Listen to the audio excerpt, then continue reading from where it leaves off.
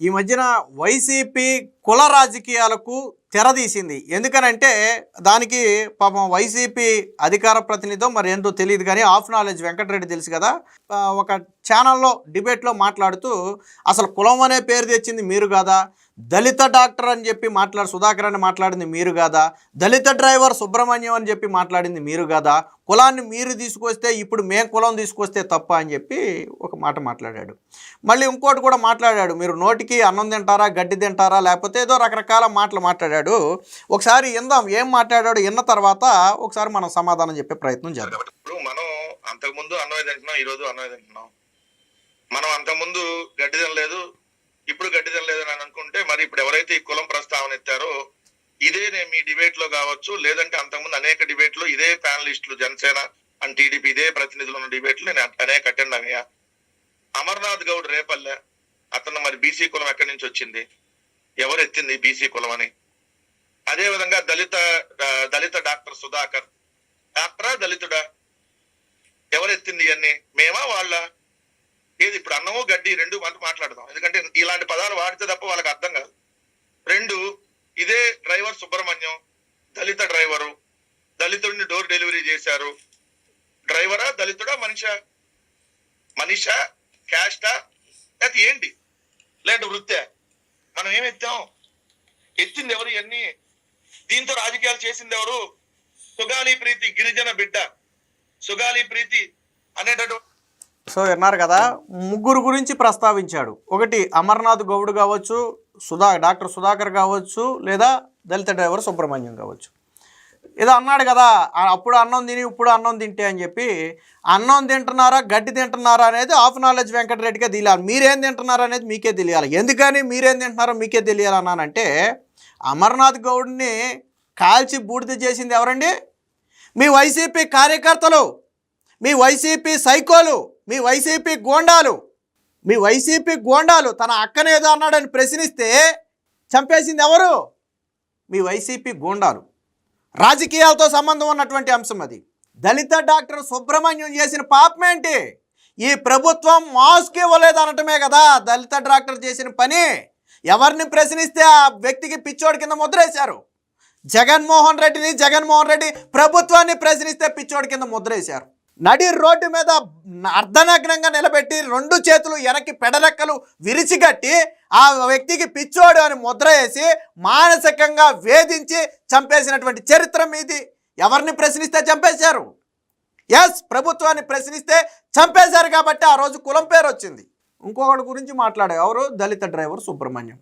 దళిత driver సుబ్రహ్మణ్యాన్ని ఎవడు చంపాడు?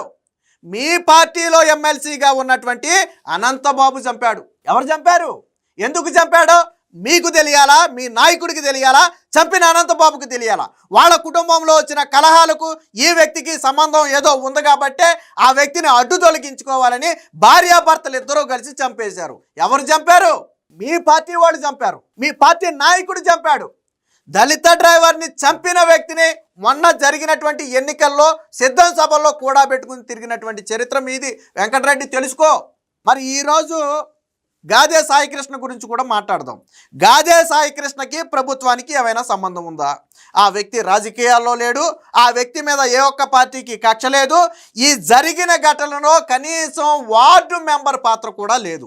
ఇది పూర్తిగా అధికారుల పక్షాన జరిగింది. తప్పు తప్పే అనాలి, ఒప్పు ఒప్పే అనాలి. జరిగింది కరెక్ట్ అని అంట్లా. ఆ వ్యక్తి మంచి పని చేశాడా చెడ్డ పని చేశాడా, అది ఏం శిక్ష విధించాలనేది న్యాయస్థానాల పని. ఒకవేళ పోలీసులు కన్నా చట్టాన్ని చేతిలో తీసుకుంటే తప్పే. నేను చంద్రబాబు గారు కూడా చెప్పారు ఆ మాట. దీనిలో ఎక్కడైనా రాజకీయం ఉందా? ప్రభుత్వం ఎక్కడైనా వాళ్ళని కించపరచాలని చూసిందా? చంద్రబాబు గారు ఏది ఏమైనా సరే, ఆ వ్యక్తి ఎలాంటి వ్యక్తి అయినా సరే, ఆ వ్యక్తి మీద 23 క్రిమినల్ కేసులు ఉంటే ఎలాంటి వ్యక్తి అయినా సరే తప్పు తప్పేనని చెప్పి చంద్రబాబు గారు ఆ కుటుంబాన్ని పిలిచి న్యాయం చేస్తామని భరోసా ఇచ్చారు. నేను అడుగుతున్న జగన్మోహన్ రెడ్డిని, బాలుడు అమర్నాథ్ కుటుంబాన్ని జగన్మోహన్ రెడ్డి కలిశాడా? డాక్టర్ సుధాకర్ కుటుంబాన్ని జగన్మోహన్ రెడ్డి కలిశాడా? దళిత డ్రైవర్ సుబ్రహ్మణ్యం కుటుంబాన్ని జగన్మోహన్ రెడ్డి కలిశాడా? ఎందుకు కలవలేదు? ఈరోజు చంద్రబాబు గారు కలిశారు. ప్రభుత్వం తప్పు లేదు, ఇందులో రాజకీయ నాయకుల ప్రమేయం లేదు. పోలీస్ శాఖ నుంచి జరిగినటువంటి ఒక తప్పిదం ఇది. ఏం జరిగిందనే తర్వాత విచారణలో తేలద్ది. కానీ ఎవరైతే ఈరోజు ఆ పోలీస్ అధికారి ఉన్నాడో ఆ పోలీస్ అధికారి మీద హత్య కేసు నమోదు చేశారు, మర్డర్ కేసు పెట్టారు ఈరోజు ఆ పోలీస్ అధికారి మీద. మీ ప్రభుత్వంలో శిరోముండనం చేసినటువంటి దళిత యువకుడికి పోలీస్ స్టేషన్లో కొట్టి చంపేసినప్పటికి కానీ, అబ్దుల్ సలాం కుటుంబానికి కానీ ఏ రోజైనా సరే జగన్మోహన్ రెడ్డి పరామర్శించాడా, లేదా వాళ్ళని ఇబ్బంది పెట్టిన వాళ్ళని శిక్షించాడా? పోలీసుల వేధింపులు తట్టుకోలేక కుటుంబం ఆత్మహత్య చేసుకుంది. మర్చిపోయావా చరిత్ర? నేను అడుగుతున్నా, మర్చిపోయావా చరిత్రయే? ఆ కుటుంబాన్ని నువ్వు పరామర్శించావా? నీ నాయకుడు పరామర్శించాడా? ఆ కుటుంబానికి అండగా నిలబడ్డారా? ఎందుకు వెళ్ళలేదు? నువ్వు కులం రాజకీయాల గురించి మాట్లాడావు కదా, జాహ్నవి అనే ఒక చిన్నారి కనపట్లేదు ఆంధ్రప్రదేశ్లో. సోషల్ మీడియా అంతా నడుస్తుంది. జగన్మోహన్ రెడ్డి ఎందుకు వెళ్ళలేదు పరామర్శించడానికి? జగన్మోహన్ రెడ్డి ఎందుకు వెళ్ళలేదు పరామర్శించడానికి? మరి ఎందుకు గాదే సాయి కృష్ణ కుటుంబాన్ని పరామర్శించాడు? జాహ్నవి విషయంలో రాజకీయం చేయడానికి లేదు, సాయి కృష్ణ విషయంలో రాజకీయం చేయటానికి ఉంది కాబట్టి, అది పోలీస్ శాఖ కాబట్టి, ప్రభుత్వ పరిధిలో ఉంది కాబట్టి, కూటమి మీద విషయం చెమ్మొచ్చు కాబట్టి వెళ్ళాడు. సమాధానం చెప్పు. జాహ్నవి ఇంటికి ఎందుకు వెళ్ళాలా? జగన్మోహన్ రెడ్డి చిన్నారి జాహ్నవి ఇంటికి ఎందుకు వెళ్ళాలా? ఎందుకు పరామర్శించాలంటే చిన్నారి ప్రాణం ప్రాణం కాదా? సాయి కృష్ణ ప్రాణం ప్రాణమా? ఎందుకు వెళ్ళాలా? నువ్వు ఇంకా అన్నమో గడ్డి అని మాట్లాడావు కాబట్టి నేను ఇంకా మాట్లాడతా. ఇదే సాయి కృష్ణ చేతిలో ఒక బాలిక అత్యాచారానికి గురైంది. ఆ బాధ తట్టుకోలేక ఆ తండ్రి ఆత్మహత్య చేసుకున్నాడు. ఇదే కాపు సామాజిక వర్గం వాళ్ళది. జగన్మోహన్ రెడ్డి ఎందుకు వెళ్ళలేదు పరామర్శకి? ఇదే సాయి కృష్ణ చేతిలో నవీన్ అనే ఒక వ్యక్తి దారుణ హత్యకు గురయ్యాడు. మరి ఎందుకు వెళ్ళలేదు జగన్మోహన్ రెడ్డి పరామర్శకి? ఎందుకు వెళ్ళలేదంటే వీటిలేటిలోనూ రాజకీయం చేయడానికి లేదు. నవీన్ రెడ్డి అనే వ్యక్తి హత్యకు గురైనా అందులో రాజకీయం లేదు, జాహ్నవి అనే చిన్నారి కనపడకపోయినా అందులో రాజకీయం లేదు, అలాగే బాలికను అత్యాచారం చేసిన ఘటనలో కూడా రాజకీయం లేదు. కాబట్టి ఈ వ్యక్తి ఏమి టీడీపీ కార్యకర్త కాదు కాబట్టి, ఏ పార్టీకి చెందినవాడు కాదు కాబట్టి జగన్మోహన్ రెడ్డి రాజకీయం వల్ల. ఇదే సాయి కృష్ణ అనే వ్యక్తి ఏదైనా ఒక పార్టీకి చెందిన వ్యక్తి అయితే, ఒక పార్టీ కార్యకర్త అయితే ఈ ప్రతి అంశంలోనూ జగన్మోహన్ రెడ్డి పరామర్శకి వెళ్ళేవాడు బురద జిమ్మటానికి. మీ కార్యకర్తల దౌర్జన్యం, మీ కార్యకర్తల కండకావరం అని చెప్పి సాక్షిలో హెడ్డింగ్లు పెట్టి రాసేవాళ్ళు. నువ్వు ఈరోజు కులం గురించి మాట్లాడుతున్నావు. కుల ప్రస్తావన తీసుకొచ్చింది ఎవరు? మొన్న ప్రెస్ మీట్ అంబటి రాంబాబు. మొదటగా అంబటి రాంబాబుని ఎందుకు వదిలేరా బయటికి? కాపు కులాన్ని రెచ్చగొట్టడానికి కదా అంబటి రాంబాబుని వదిలింది. నీకు సిగ్గు శరం ఉంటే నిన్న వాళ్ళ తల్లి వాళ్ళ మేనమామ ఇద్దరూ మాట్లాడారు నిన్న సాయంత్రం చంద్రబాబు గారిని కలిసిన తర్వాత. పోలీస్ స్టేషన్లో జరిగినటువంటి ఘటనకు ప్రభుత్వానికి అంటే రాజకీయాలకు సంబంధం లేదు, దయచేసి దీనికి కులం రంగు పొలమొద్దు, రాజకీయాల్లోకి లాగొద్దు అని చెప్పి నిన్న వాళ్ళ తల్లి వాళ్ళ మేనమామను తల్లి ఇద్దరు చెప్పారు, ఇద్దరు విజ్ఞప్తి చేశారు. మరి సిగ్గు శరం లేకుండా ఇంకా కులం అని మాట్లాడటానికి నీకు సిగ్గు లేదా? ఈ వ్యక్తి ఏమి ప్రభుత్వాన్ని ప్రశ్నిస్తేనో, చంద్రబాబునో పవన్ కళ్యాణ్నో విమర్శిస్తేనో, లేకపోతే ప్రభుత్వానికి యాంటీగా పనిచేస్తేనో ఈ వ్యక్తి మీద కక్ష తీర్చుకోవాలా? ఈ ప్రభు అంటే ఈ రాజకీయాలకు ఈ ఘటనకు సంబంధం లేని అంశం ఇది. సరే, ప్రభుత్వం జరిగిన ఘటనకు ప్రభుత్వం బాధ్యత తీసుకోదంటే అది తీసుకుంటుంది. నిన్న చంద్రబాబు గారు పవన్ కళ్యాణ్ ఇద్దరు చెప్పారు, మేము బాధ్యత తీసుకుంటామని చెప్పారు. స్వయంగా ప్రభుత్వమే చెప్పినట్టు కదా.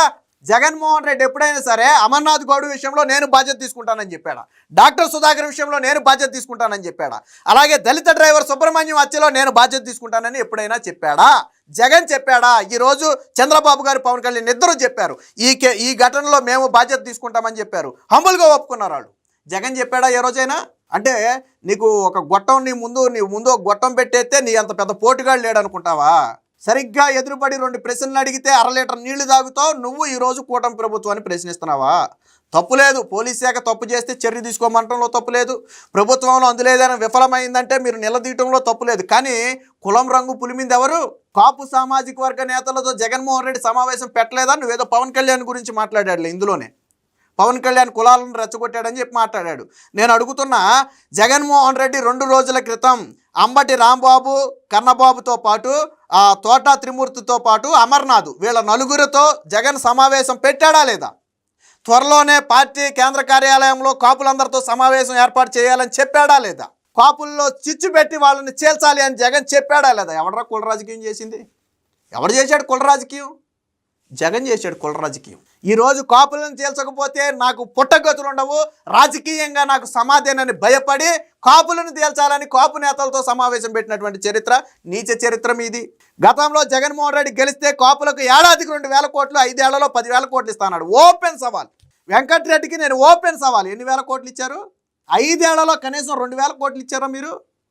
కాపుల సంక్షేమానికి ఇతర పథకాలతో సంబంధం లేకుండా కాపుల సంక్షేమానికి 10,000 కోట్లు ఖర్చు చేస్తానని జగన్ చెప్పాడా లేదా? 5 ఏళ్లలో ఎన్ని వేల కోట్లు ఖర్చు చేశాడు? ఓపెన్ చర్చకి సిద్ధమా నువ్వు?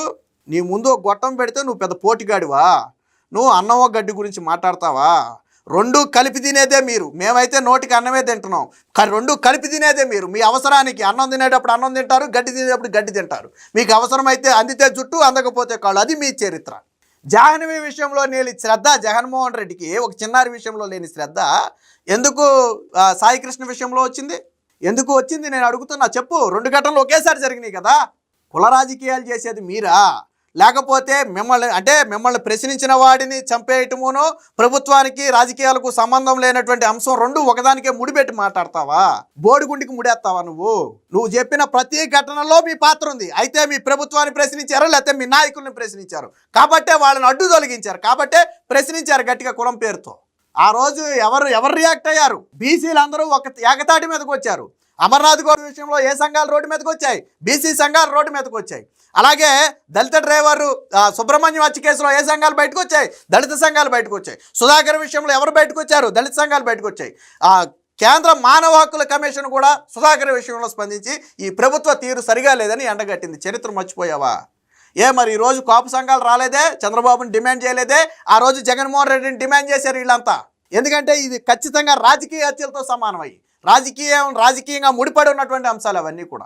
ఈరోజు ఎవరు కూడా వచ్చి చంద్రబాబు నాయుడు క్షమాపణ చెప్పాలనలేదే. స్వయంగా వాళ్ళ తల్లే చంద్రబాబు గారిని మేము కలిసాం, మాకు ఒక నమ్మకం కలిగింది, నాకు న్యాయం జరుగుద్దనే భరోసా ఆయన ఇచ్చారు, మాకు ఇంతకంటే అవసరం లేదు. 2 రోజులు పడినటువంటి మనోవేదన మొత్తం కూడా చంద్రబాబు గారితో చెప్పుకున్నాము. ఆయన కలిసి మాట్లాడిన తర్వాత మాకు గుండెల్లో భారం దిగిందని చెప్పి స్వయంగా వాళ్ళ తల్లి చెప్పింది. సిగ్గు శరం ఉండాలా మీకు? సిగ్గు ఉండాలా మీకు? నువ్వు ఈరోజు కులాల గురించి మాట్లాడతావు.